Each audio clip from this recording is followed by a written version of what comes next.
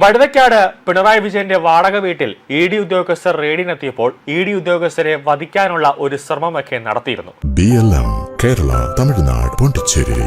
അന്ന് ഈ തിരുവനന്തപുരം നഗരത്തെ അടക്കം ഈ അടക്കി ഭരിച്ചിരുന്ന അല്ലെങ്കിൽ ഗുണ്ടകളായി നിന്ന കുറെ CPM-ലെ നേതാക്കന്മാരായിരുന്നു അവർ മുൻപന്തിയിൽ നിന്നത്. അവരൊക്കെ പറഞ്ഞത് ജയിലൊക്കെ നമ്മൾ കുറെ കണ്ടിട്ടുള്ളതാണ്, നമ്മളെ ജയിലൊന്നും കാണിച്ച് പേടിപ്പിക്കേണ്ട, നമ്മൾ കയറിയാൽ നാളെ അല്ലെങ്കിൽ മറ്റന്നാൾ അല്ലെങ്കിൽ കൂടിപ്പോയ ഒരാഴ്ച അതിനുള്ളിൽ നമ്മൾ പുറത്തിറങ്ങും എന്നൊക്കെയാണ് ഈ IP ബിനു അടക്കമുള്ള CPM-ലെ തന്നെ ചില ഗുണ്ട പ്രവർത്തകരടക്കം പറഞ്ഞുകൊണ്ടിരുന്നത്. പക്ഷേ 10 ദിവസം കഴിഞ്ഞു, 15 ദിവസം കഴിഞ്ഞു, 1 മാസം കഴിഞ്ഞു, 2 മാസം കഴിഞ്ഞു, എന്നിട്ടും ഇവർക്കൊന്നും തന്നെ ഇപ്പോൾ പുറത്തേക്ക് ഇറങ്ങാൻ പറ്റുന്നില്ല. ഒരു 10 പ്രാവശ്യമെങ്കിലും കോടതിയിലേക്ക് ജാമ്യാപേക്ഷ നൽകിയിട്ടുണ്ടെങ്കിലും കോടതി ജാമ്യം അനുവദിക്കുന്നില്ല. അതെല്ലാം തള്ളുന്ന ഒരു കാഴ്ചയാണ് ഉണ്ടായത്. ആകെ അടപടലം പെട്ടു നിൽക്കുന്ന ഒരവസ്ഥ. പാർട്ടിയാണെങ്കിലൊന്നും സഹായിക്കുന്നില്ല, 5 പൈസ പാർട്ടി തരുന്നുമില്ല. ഈ വസ്തുക്കളൊക്കെ വിറ്റും അല്ലെങ്കിൽ എവിടെ നിന്നൊക്കെ കടം മറിച്ചൊക്കെയാണ് വക്കീൽ ഫീസൊക്കെ കൊടുക്കുന്നത്. ഈ സ്വന്തം പാർട്ടിയിലുള്ള ആരെങ്കിലുമൊക്കെ ഒരു അഡ്വക്കേറ്റായിട്ട് വയ്ക്കാമെന്ന് വിചാരിച്ചു കഴിഞ്ഞാൽ തന്നെ ഈ CPM-ന്റെ കുറേ നേതാക്കന്മാരുടെ പേരിന് ആദ്യം അഡ്വക്കേറ്റ് എന്ന് പറഞ്ഞ് ഒരു ലേബൽ ഉണ്ടെന്നേ ഉള്ളൂ. ഒരുത്തനും കൃത്യമായിട്ടൊരു ലോ പോയിന്റ് പോലും അറിഞ്ഞുകൂടാ.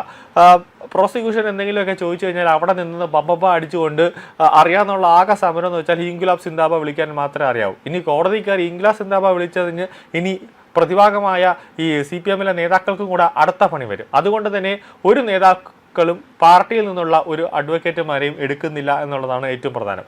കുറച്ചൊക്കെ നിയമം അറിയാമെന്നുള്ള പുറത്തുനിന്നുള്ള വക്കീലന്മാരെയാണ് ഇവരിപ്പോൾ എടുക്കുന്നത്. നിലവിൽ പറഞ്ഞു വരുന്നത് ED ഉദ്യോഗസ്ഥരെ ആക്രമിച്ച കേസിൽ കഴിഞ്ഞ 50 ദിവസമായി ജയിലിൽ കഴിയുകയാണ് CPM പാളയം ലോക്കൽ സെക്രട്ടറി IP ബിനു. കടുത്ത പ്രമേഹ രോഗ ബാധിതനായി കാലുകളിൽ മരവിപ്പ് ബാധിച്ച അവസ്ഥയിലാണ് ബിനു എന്നാണ് പാർട്ടി വൃത്തങ്ങൾ പറഞ്ഞത്.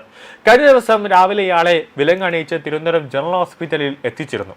പോലീസ് ഉദ്യോഗസ്ഥർ നോക്കി നിൽക്കെ ED ഉദ്യോഗസ്ഥർ സഞ്ചരിച്ച വാഹനത്തിന് നേരെ ബിനു മുട്ട എറിയുന്ന ദൃശ്യങ്ങൾ പുറത്തു വന്നതോടെ IP ബിനു ഒളിവിൽ പോയിരുന്നു. അവസാനം പോലീസ് വല വിരിച്ചു ശക്തമാക്കിയതോടുകൂടിയാണ് IP ബിനു തന്നെ വന്ന് കീഴടങ്ങിയത്. ഇയാൾ ആക്രമണത്തിൽ നേരിട്ട് പങ്കെടുത്തതായി ദൃശ്യങ്ങളിൽ വ്യക്തമായിരുന്നു. എന്നാൽ IP ബിനുവിനെ സംരക്ഷിക്കാൻ പോലീസും ചില CPM നേതാക്കളുമൊക്കെ നോക്കിയെങ്കിലും രക്ഷയുണ്ടായില്ല. മുഴുവൻ പ്രതികളെയും എത്തിയില്ലെങ്കിൽ നമ്മൾ CBI അന്വേഷണം ആവശ്യപ്പെട്ട് കോടതിയെ സമീപിക്കുമെന്ന് ED പറഞ്ഞതോടുകൂടിയാണ് അത് പോലീസിന് ഒരു അഭിമാന പ്രശ്നമായി മാറി. അതുകൊണ്ടാണ് പിന്നെ മുഖം നോക്കാതെ എല്ലാ CPM പ്രവർത്തകരെയും അറസ്റ്റ് ചെയ്യുന്ന ഒരു നീക്കത്തിലേക്ക് കാര്യങ്ങൾ എത്തിയത്. എന്നാൽ IP ബിനു ഗുണ്ട ആക്ട് കേസിലോ പിടിച്ചപറി കേസിലോ സ്ത്രീപീഡന കേസിലോ പ്രതിയല്ല, ഒരു രാഷ്ട്രീയ കേസിലെ പ്രതി മാത്രമാണെന്ന് പറഞ്ഞ് ന്യായീകരിക്കുകയാണ്. അങ്ങനെ പറഞ്ഞുകൊണ്ട് കുറച്ച് ക്യാപ്സ്യൂളുകൾ ഇറക്കുകയാണ് CPM. ഈ IP ബിനുവിനെ തന്നെ ഒരു ഗുണ്ട നേതാവായിട്ടാണ് ഈ തിരുവനന്തപുരം നഗരത്തിലുള്ള എല്ലാവരും തന്നെ അറിയുന്നത്. പിണറായി വിജയന്റെ മക്കൾക്ക് വേണ്ടിയാണ് IP ബിനു അടക്കമുള്ളവർ കഴിഞ്ഞ 2 മാസമായി ജയിലിൽ കിടക്കുന്നത് എന്നതാണ് മറ്റൊരു കാര്യം. മാസപ്പടി വാങ്ങിയ വീണയെ സംരക്ഷിക്കാൻ ജയിലിൽ കിടക്കുന്ന സഖാക്കളെ പരിഹസിച്ച് യുവരാജ് ഗോകുൽ അടക്കം രംഗത്ത് വന്നിരുന്നു. വീണ വിജയന് വേണ്ടി പോരാടി ജയിലിൽ 50 ദിവസം പിന്നിടുന്ന IP ബിനു വീണ സുഖമായി AC റൂമിൽ നല്ല ഭക്ഷണമൊക്കെ കഴിച്ച് ഉറങ്ങുന്നുണ്ട് എന്നാണ് യുവരാജ് ഗോകുലിന്റെ കമന്റ്. ഇവിടെയാണ് CPM നേതാക്കൾക്ക് വലിയ രീതിയിലുള്ള ഒരു തിരിച്ചടി. അവിടെ സാധാരണഗതിയിൽ ആഴ്ചയിലൊക്കെയാണ് നല്ല ഭക്ഷണം കിട്ടുന്നതെങ്കിലും ഇവിടെ ജയിലിൽ CPM നേതാക്കൾക്ക് പണിയെടുക്കേണ്ടി വരുന്നു എന്നുള്ളതാണ് ഏറ്റവും പ്രധാനപ്പെട്ട കാര്യം. അതായത് അവർക്ക് ശരീരം അനങ്ങി പണിയെടുക്കുന്ന ഒരു രീതിയിലേക്ക് കാര്യങ്ങൾ എത്തുന്നു.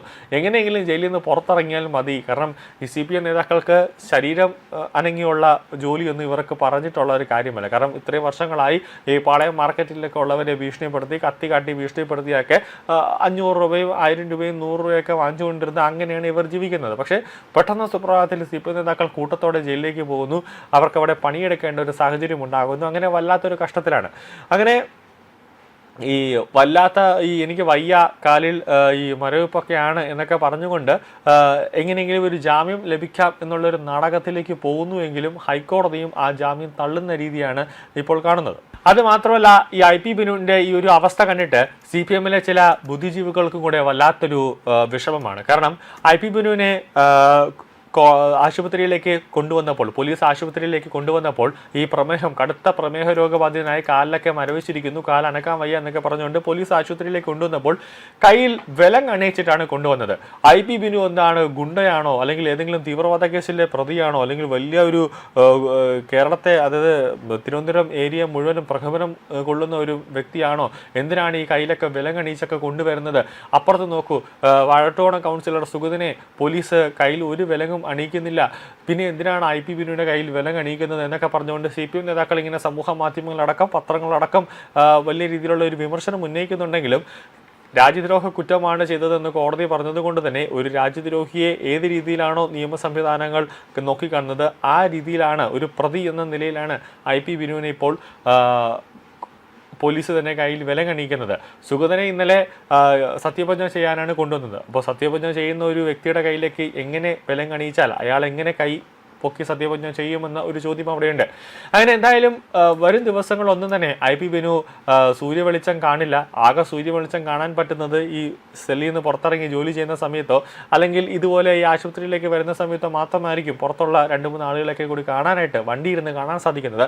എന്തായാലും 1 വർഷത്തോളം അല്ലെങ്കിൽ 2 വർഷത്തോളം എന്തായാലും ഈ CPM നേതാക്കന്മാർ ED ആക്രമിച്ച കേസിൽ ജയിലിൽ തന്നെ കിടക്കുമെന്ന കാര്യത്തിൽ യാതൊരു സംശയവുമില്ല. കാരണം പശ്ചിമ ബംഗാളിലടക്കം ഇതുപോലെ സമാനമായ സാഹചര്യമുണ്ടായി. ഇപ്പോഴും അവിടെ 2-3 വർഷത്തോളമായി ഇപ്പോഴും അവിടെ തൃണമൂലിലെ നേതാക്കൾ ED ആക്രമിച്ച കേസിലും CBI ആക്രമിച്ച കേസിലും ജയിലിലാണ് കിടക്കുന്നത്.